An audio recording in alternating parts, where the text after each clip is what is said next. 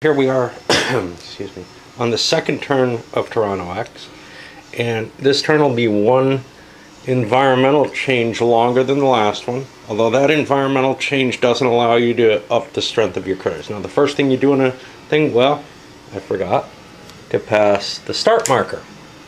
That's the first thing you do, or the last thing you do on a turn.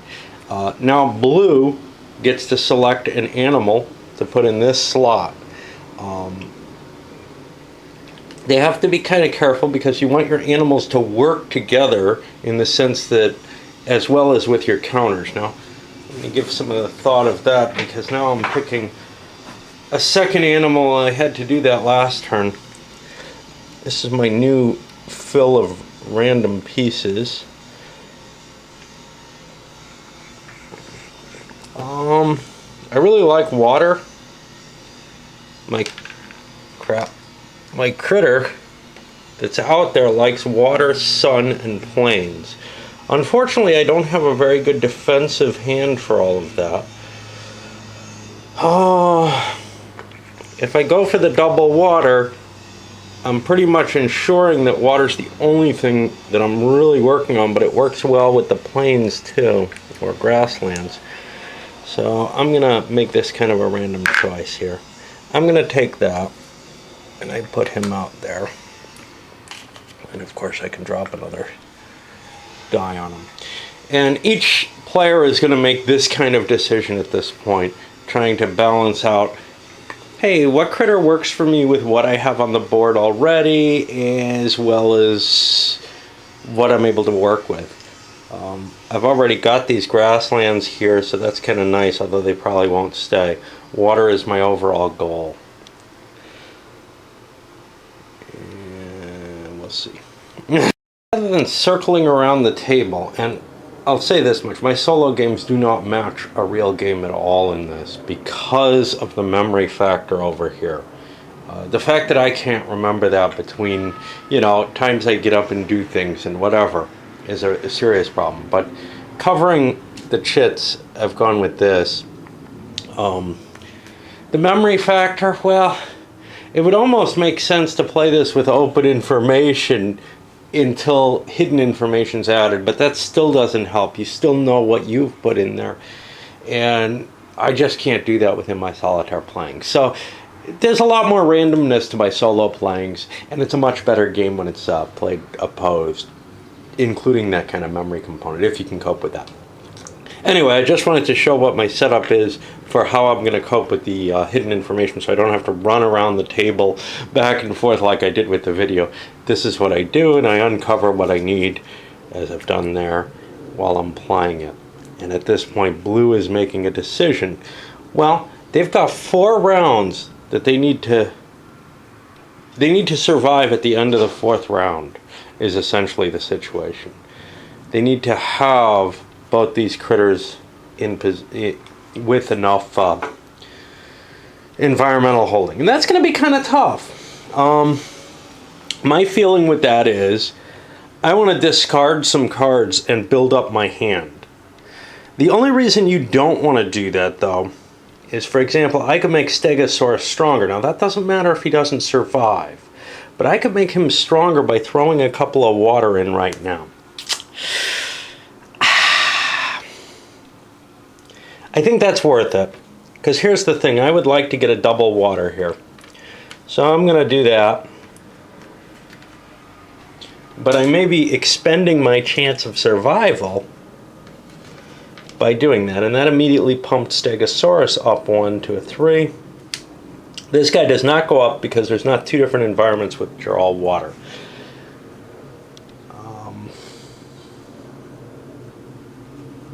Let me go through more of the initial decisions, because I think it's the environmental decisions that are the really interesting ones in the game. So now I go here, and green, what are they looking at? They've got such a complex set of things. They want to make sure sun is available. Are we close to anything? Sun, cherries, fish. Okay, if we could get a fish in play, let me see what we just turned up. So there's no fish there. So if I could get a fish in play, I would score, but it would have to go in one of these 2 places. I'm not going to be able to do that. I only have one fish in my hand. So I can just dismiss the idea of getting a strength point on my awesome, already powerful critter. So now the question is, well, let me prepare my hand for the end of game setup. And I definitely like greens. I definitely like oranges.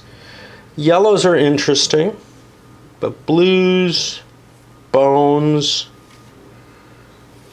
are not so interesting. Is there something else I want to throw? Because I'm allowed to throw 3 chits. I think I'm just going to toss 2 chits and try to improve my hand a little bit. I've got 4 rounds to build up my strength. Putting things early tends to... I get another sun and another grassland. Putting things early tends to kind of weaken the end position that you have. Now, it's attractive when you can get some strength off of it. So there we saw somebody actually choosing to make the draw. Here. And I'm sure you'll probably recognize things that I'm making as mistakes in terms of, I know there's that there. Yeah, you're seeing this in a contiguous output. I'm playing in little scratches, catch as catch can. So I like fishies. I really have a lot of bones. Water's nice, cherry. Okay, so most of my pieces look useful to me. Is there anything I can do that's good right off the bat? I would like to put fishies into play. Unfortunately, there's nothing that helps me right off. So I'm going to sandbag, well, I'm going to store a couple of fish down here. Now, unfortunately, I'm not going to remember that I did this. But if we were sitting around a game playing continuously, I would of course know what I'm working on and kind of have that in my head. Oh well. And I could write these things down, but I'm a lazy person. And now we're over here for the yellow player who's going. He looks at his cards. He's got a lot of trees. See, he's got a problem in that. One of the problems that kind of comes up is, I've got a lot of things I want, but I don't have numerical power in any of them. I might be able to budge something up, but I don't have that much control over it. But he definitely wants to get rid of these bones. They're not doing him any good. Although next turn, bones become valuable. So it's not absolutely imperative to get rid of them. They'll be of worth next turn, perhaps. Just not to these critters. I really want to make sure Iguanodon stays alive. He's got a high strength. Oh, this goes away. Uh-oh! I scored points for Iguanodon. Yellow. That's the only thing yellow scored points for. He's actually at 0, not at 4. I didn't see that suppressed marker when I did my scoring really quick. And I'm sure there are people who are going to notice that and complain on the prior video, which is loading up at this point. Okay, so what am I worried about? Well, cherry, sun, water already exists. So if I could bone this grassland, I would get another upgrade for Iguanodon. I would like to do that, boning the grassland. I don't want to be the one going up here. So what I'm going to do is I'm going to start stashing some stuff. I need those 3 to exist. I'm going to stash some garbage in here. I'm going to stash a grassland and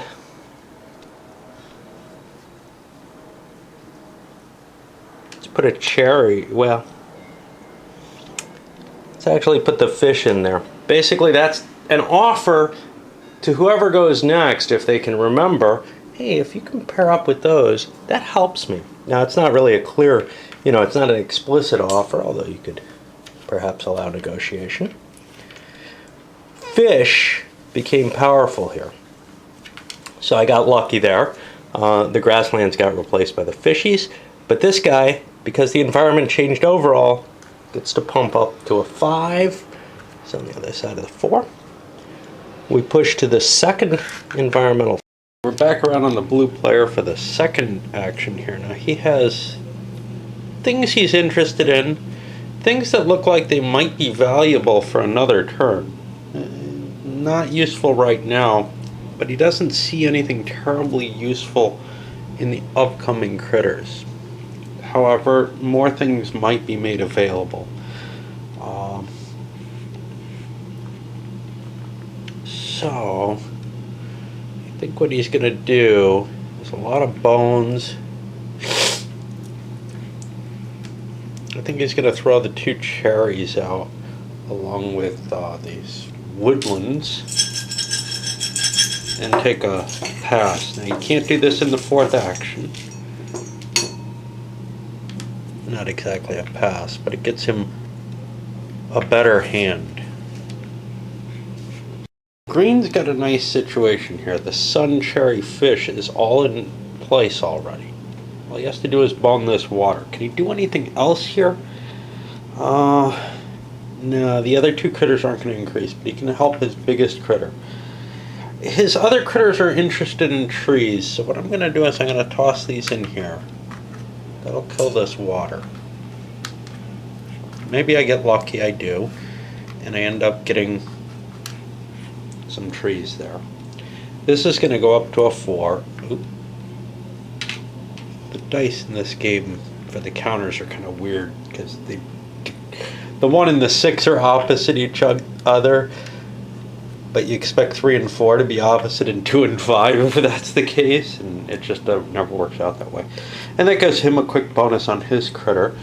Now, he took a pass last time, so again he has, not a pass, but a exchange. So he has more pieces than you'd expect at this. Skipping ahead a little, yellow's turn, or green's turn, he has a problem. Yellow actually took another pass to build up for the final action to build up. But green's got kind of an annoying set of critters to his colors. So this thing loves this current terrain, right? He's got everything he wants up there. It's probably not going to all stay. Unfortunately, one of the things that's easy to change is something all his critters share. Could he help another critter? Well, he's not sure what exists. So both of these could conceivably make it to getting bonused. And the question is, well, which one do you want to bonus? Do you want to bonus this thing by putting an extra sun in place somewhere? And in order to do so, maybe he'd be destroying those cherries, which he needs here, but that's okay.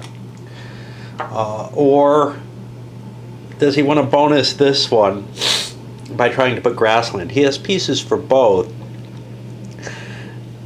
This is going to be producing more points currently because it'll be going forward into this space. You can't tell what's going to happen with one of your lesser critters, so I'm going to go for that, and I'm going to bone the cherries here. We'll see what we get. And we got kind of lucky, or knew what we were doing. But we see a threat. There's 2 water there. Somebody who wants water can crush us. However, we go up to a level 2 on this critter, which will help its survivability. Red's turn, they managed to make Smilodon bigger. Yellow played and ended up boning, I think there was a sun there. He put forests in. It doesn't really help. He doesn't get a growth on it, but it helps keep this critter alive. But now we move into the 4th phase, and at this point, no more discarding, and no more increases in strength. So this becomes just a make your critters survive action. Around to the end, we see blue managed to get the water that they need for their 2 critters. Over on red, red's got a pile of water. He doesn't terribly need it. Can hold on to that. In fact, chances are he can't help his critters much. He's got a big load of bones here, which he's hoping survives yellow's turn. That helps his Smilodon a lot. He also has the ability here. He doesn't like green at all. The other things he all likes. So he can slip things in that may help his critters, or they may just kick around and be useful for his critters in the future. And that's what he's doing. He doesn't know for sure what's here. Well, he's just boned the green environment. It's gone. But there's nothing here that can rise up.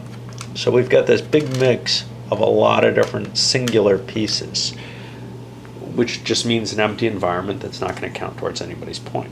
So having seen what's here, now they could do something kind of nasty. Let's take a look at what's here. So for example, if they put a bone here, bones would go up and then be immediately destroyed. But we kind of want to help our iguanodon be a good killer. So we're going to throw these suckers in. That puts all this up. It leaves these here. Now I think, let's see, we got that. Yeah, no. I was going to say, I think they would have triggered a bonus for themselves, but they wouldn't have. It doesn't matter. It wouldn't come to any help now.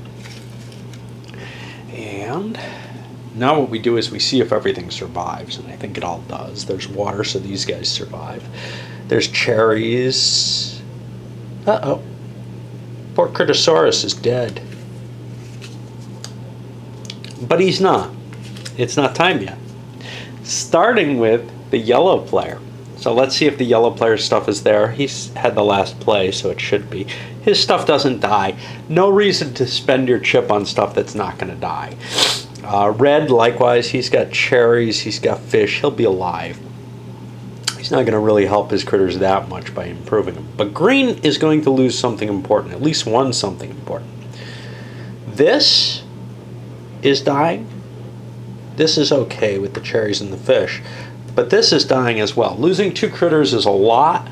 This one alone, when we come to scoring, will be worth 9, 10, 11 if it survives. So I'm going to spend my green chit, and that gets thrown out.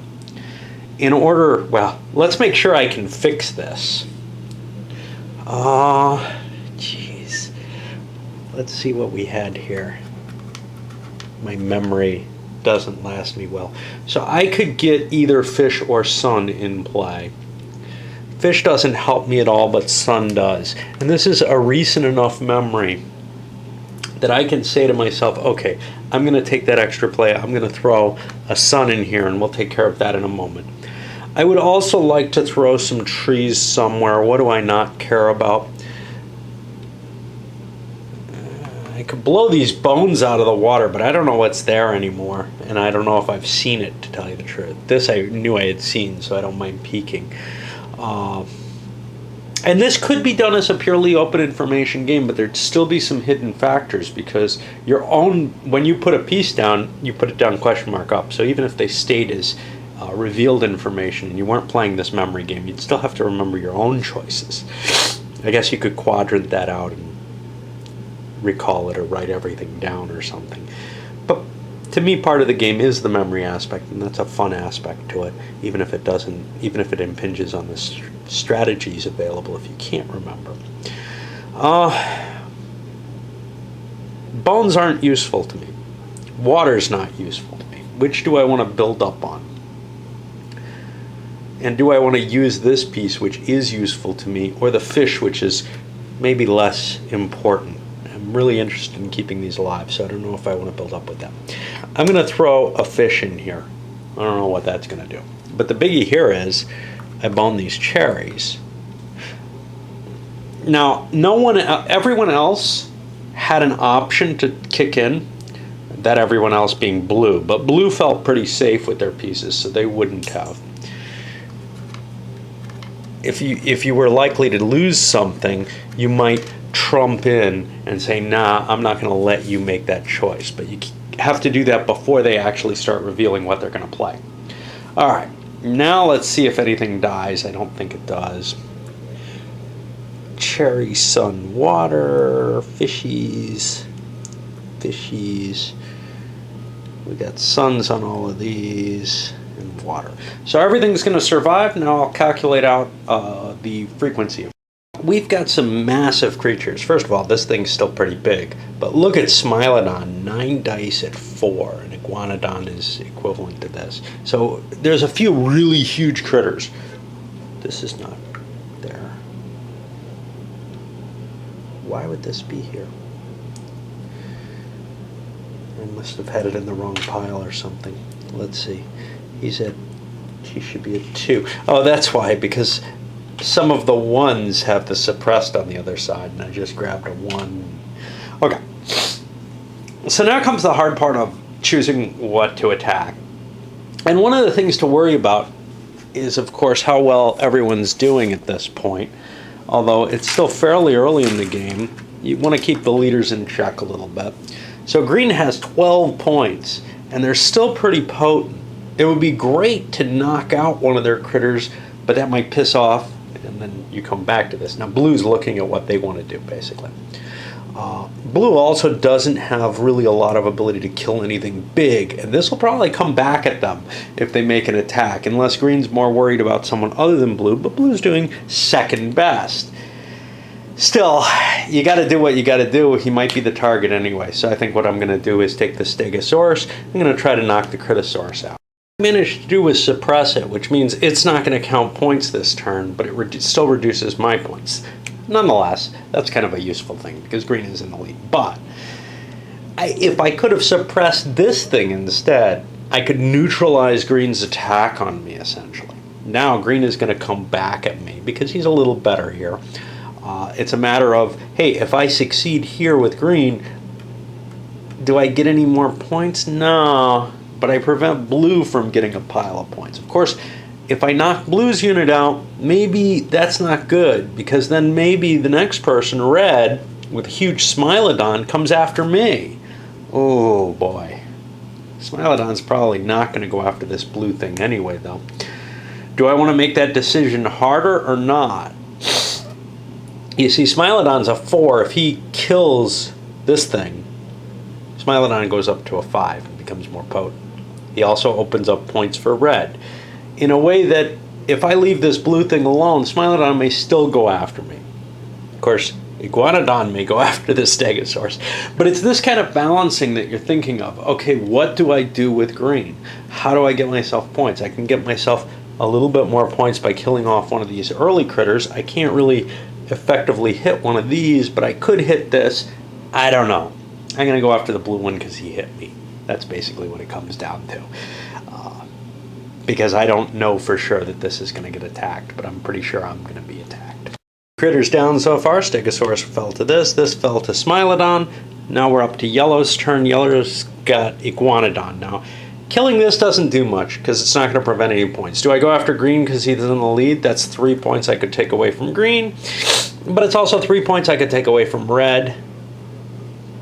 More dice, a little bit more risk, but I can probably beat either. Or blue, who I probably am not too worried about. This is all he has right now. So, hard to tell.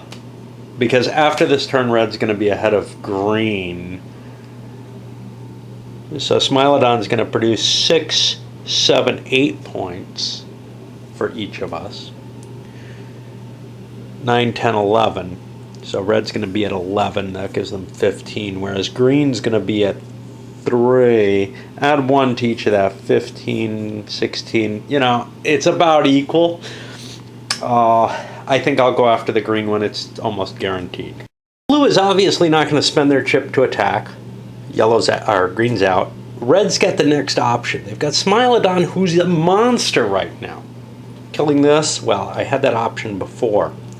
But killing this off might be worthwhile. The danger, of course, if I become suppressed, I lose my points for this. But this may be my best chance to kill this thing, which is kind of scary big too. You never know how big a big thing's going to get. So a strong thing, if it's going to get big, it can be really dangerous. So here's the question.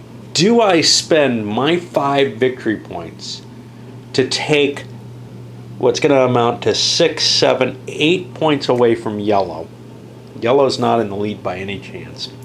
And to add one point to myself for clearing this space, but also to reduce perhaps the pressure as we go up here. It's not just 6 points from yellow right now, and not just 1 point right now.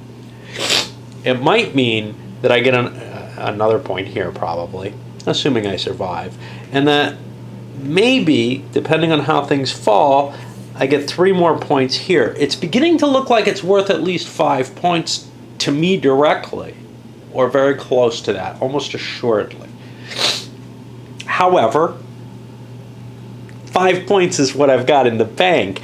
Just because it's better than that 5 points doesn't mean it's my best option throughout the game. I don't know. I'm going to roll a die. On a 1 or a 2, I'll attack. I do not. And yellow certainly doesn't want to attack anything. The only thing, he had trouble finding an attack that he wanted to really make. So we go to the scoring round. And most importantly, this thing does not score. These guys, let's move forward. Gotta remember to do that. I always forget it. These guys are going to score 6, 7, 8 each. And these guys are going to score 4 each. And we clean up the little counters. All of these come off, but the black ones. But this is our final scoring. 16 for red. Everyone else is at 12. So we've got a clear leader, but not by a lot. And he's got a dangerous critter. That's going to pretty much guarantee him some scores. And we move into the next turn. This is going to move forward.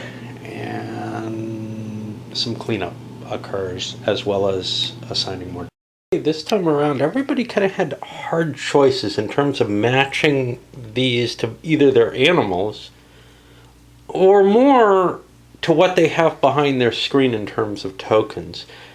People also didn't want to, although they're coming close, deplete things down to where there's a pile out, because that means next time, starting with this time, things are going to move too forward. So we made people who are not in the lead, and only one person was in the lead, red, all felt, hey, let's play this out a little bit more.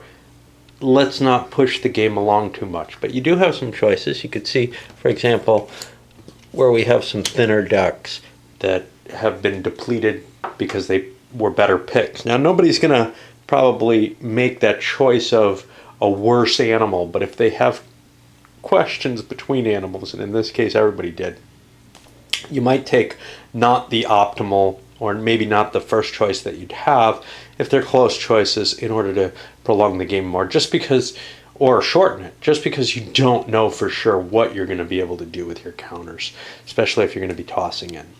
And now we start, and green's got the start button. They got to pick the first critter, not what they wanted, as I said, but we'll start pushing forward. 3 of the 4 players, everyone except yellow, dumped chits this time, trying to draw for a collection that works for them. Not too much attention being paid on trying to optimize this. So for example, let's see if anybody was in good shape. This had fish water. If I could get cherries, it would have been upped. This had fish water. If I could get trees, it would have been up. But no real attempt to do so. And strength is important. You don't want to ignore it. But then again, keeping something like this alive is important too. In a position where they thought they could boost the strength of their turtle here, who may or may not be an actual turtle. I know there's one that they have the wrong picture on. Although the animal resembles a rhinoceros, this is the one. It shouldn't be a turtle there, although it's hard to tell from these. Anyway, they ended up playing a couple of blues in here with the hope that there'd be another one and they'd almost certainly get it. They didn't. All they did was cleared out an environment. And they didn't help anybody. In fact, they prevented this guy. Had they been able to cause whatever he doesn't need, the trees to go over, they would have boosted him. But instead they wiped out something he needed, the bones. They boned the bones with the water. Caused 2 disruptions. One here where these reds go up. Now that's a temporary situation. They didn't get anything off that. Then they're swept away. And the water goes into place. Of course, that may not last very long either. And then we have this mess too, which they were unable to affect. So all they created was this, where they would have liked to have made that. Such is. Back on number segments 4 and 5, you don't get to get a bonus. Yellow managed to pull a bonus off this one, getting the fish grass and woods. Red threw a couple of cherries in here. They think that's going to trigger this, and another one as well. Oh no, not that. This fish cherry water, and they think that'll get them this as well because that's already set up, but they're changing the environment. So this one's guaranteed. But they knew what was here already. So they sweep that aside. The cherries go up, and they get a couple of strength points on themselves, both going up to 2s. Unfortunately for them, it's looking like Smilodon may not make it. Now he's got fish and they're okay, but his other counters don't really help keep Smilodon alive, and this was the last chance to exchange counters. So in a sense, he may have sacrificed Smilodon. On the other hand, somebody else may bring him to life. It's just out of his hands as far as he can tell. Usually in a 4-player game, it's really hard to determine what this is going to actually end up at the end. But if you have good counters, you can save a critter if you still have your chit. It's got a hard call here. Now, if I threw a couple of these suns into this space, I could cause it to flush, and then I would have cherries, water, sun, presumably, which would up the grading of this and make Iguanodon more survivable. Of course, I have a pile of suns in my hand that I can keep Iguanodon alive. Let's look at some of my others because I may be able to help them. Right now, I've got this, I'd need a grasslands in one of these to help this. And I don't have the ability to generate a grasslands. And likewise here, I don't have an ability, but I can improve Smilodon, I think. And I'll still have a bunch of chits left to create a sun if I need to, but this is causing a problem because my fish are important to my other critters. Oops. Well, I failed to bonus on either direction. Just didn't know what was in here, and I shouldn't have. And blue then has the final play this time. I was in one of those interesting plays where I have a diversity of creatures to such an extent that I kind of don't want to touch any of these, but this is at severe risk. This is my grassland. I need that, but I don't have it. Now, I don't know what to do about it. Clearly, it's not going to be there at the end, so I'm going to throw a couple of bones that this needs into there. I'm going to have trouble keeping these guys all alive, that's obvious. But, you know, sometimes you bone the things you need. And you can see this is divided 3 ways, so it's not going to go anywhere right now. Water, sun, bone. Leads to a very bad situation for blue. They have this double water here. They also have a double bone. That makes it hard to defend things. Their double water grass has just lost its livelihood. Let me try to remember what I got here. I've got the bones, I've got water, and sun. Because this was just up. I could throw bones in there, and that would have a temporary solution that would last far enough to that. And it might actually get me the water that's there soon. So that's what I'm going to do. I was planning on using my fish heavily for this, but instead I'm going to throw my bones in here, knowing what's here. And that'll push 4 bones. But that's almost ready to go. And now we go into the final phase of it. Now we're on the final one, and I've got kind of trouble for blue. Blue is the last person to play. I can't save this thing. Maybe somebody will do it, but it looks like it's dying. This thing's alive for fish if nobody else plays anything. What was in here? Cherries. Yeah, that's not going to help me. And no, you can't normally look. So the question then becomes, well, what do I not care about? I don't really care about these two. Who's in the lead? I think green is.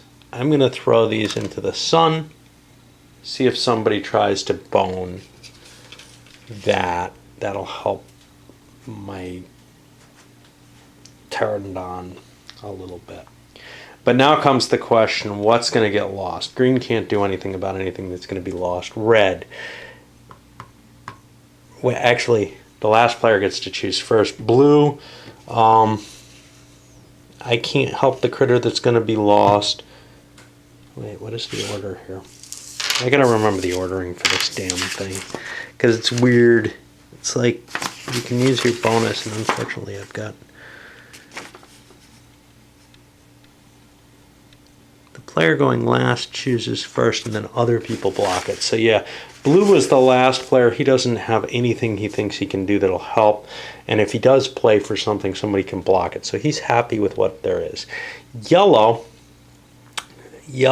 is not going to lose any of his critters. He's pretty happy.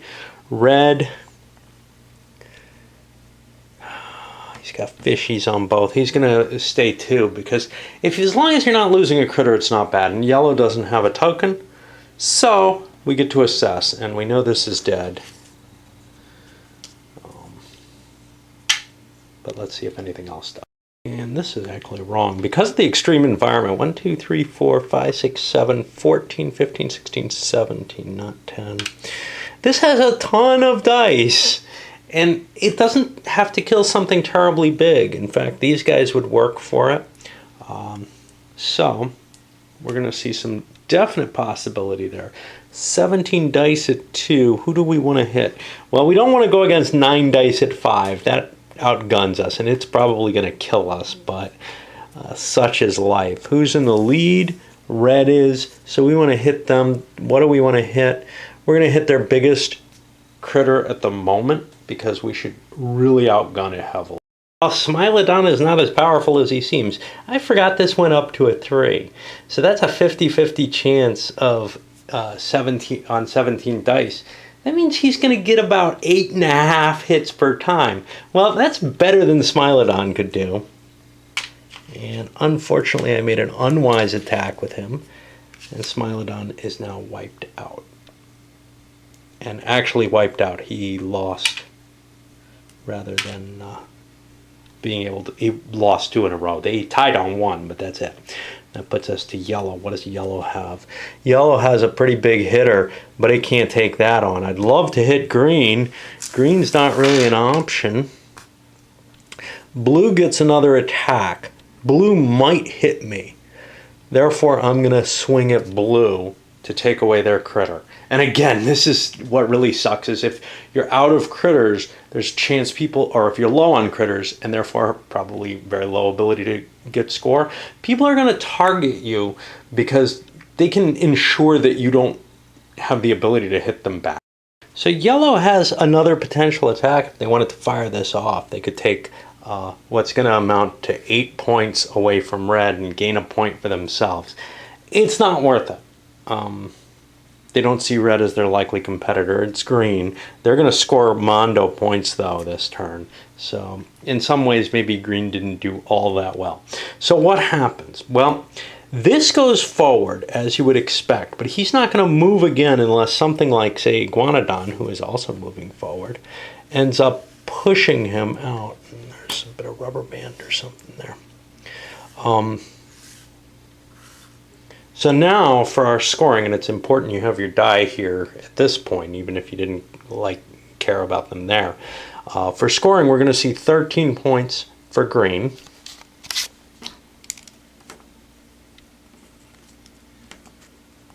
Yeah. Yellow is going to get, nobody's surprised, 9, 10, 11, 12, 18, 19, 20. 24, 25, 26, 27 points for yellow. So yellow's clearly in the lead. And red here pulls 8 in for his purchase. And of course blue is getting nothing. And it's definitely a problem with this game, is that you can end up in a situation where, you know, it's to people's advantage to shoot your critters out. Not that they're really directly affecting the other person, not that you're at risk of winning. You just happen to be someone who might target them.